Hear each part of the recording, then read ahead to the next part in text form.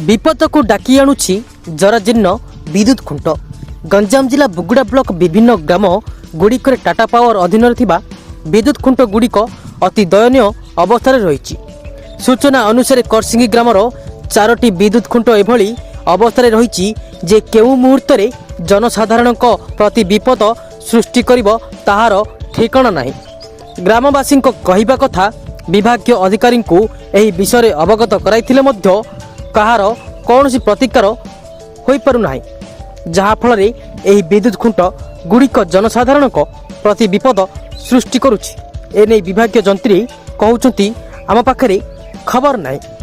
एहार अनुसंधान करी यथाशीघ्र प्रतिकार व्यवस्था कराजिबो। किंतु एटी प्रश्न उठुछि प्रति मासरे कर्मचारी माने बकाया बिल आदाय करने आसुथिले मध्य एहा प्रति कहार दृष्टि पड़ु नाही, जहा फल साधारण रे एबे असंतोष देखा देछि। ब्यूरो रिपोर्ट गाँ खबर। निरंजन गौड़ सिंह पोल तो अवस्था देखुं 8 मास है पोल बर्तमान तार अवस्था किसी ना। अच्छा ए विषय कहीं कौन किसी शुणु ना अभियोग कले मत कहले कि शुणु ना। अच्छा अच्छा एटा केते मास हलानी एमती? 8 मास हलानी। अच्छा एटार कौन विपद रही बोली आशंका करछंती? लोक जीवा जाउछंती, पिलाने स्कूल जाउछंती, केतल माने गाई गोरु सब पड़ी जीव बोले आधर जगहटा कंप्लेन देले कि सुनना गोटे नै जोड़ तीनटा लानी। हमर एडे स्वास्थ्य केंद्र एडे सामने बर्तमान समस्त एडी आछंती मेडिकल को, जदी केतल पड़ी जाई पारे तो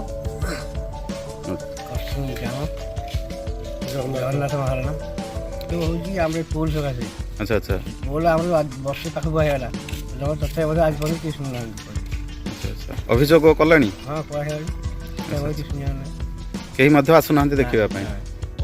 अच्छा अच्छा अच्छा आप कौन विपद रही पड़ो कि मनुष्य मरिया ना गाई गोरु जे भी मरिया जेहेतु करेन्ट थी। हाँ करंट अवस्था मैंने अच्छी ना ए बाट देकरी कोन बेसी लोक जिबा आसी सदा दिन राति सदा बेले।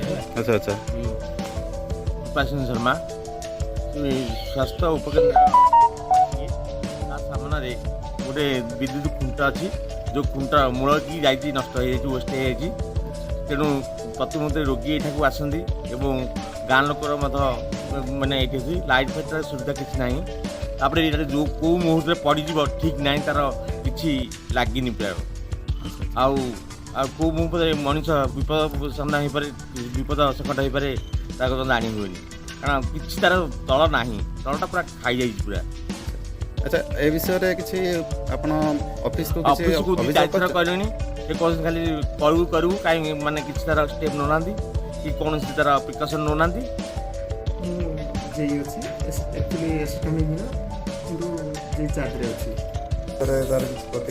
କିଛି ତ ମୋତେ ଇନଫର୍ମେସନ୍ ନାହିଁ, ଏଇ ଆପଣଙ୍କ ପାଖରୁ ଶୁଣିଲି। ତଥାପି ବି ଆପଣ କହିବା ଯେଉଁ କହିଲେ ତ ଏବେ ତୁରନ୍ତ ସେଇଟା କେମିତି ଚେଞ୍ଜ ହେବ ସେଇଟା ପଦକ୍ଷେପ ନେବୁ ଆମେ। ଆଉ ଧନ୍ୟବାଦ।